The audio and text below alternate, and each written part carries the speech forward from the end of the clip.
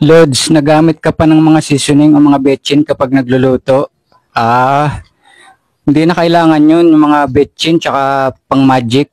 Yung mga Pilipino kasi mga ugok.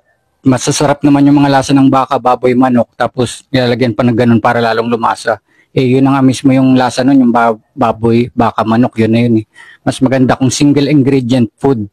O kaya pwede naman yung mga natural lang na spices, kagaya ng pepper.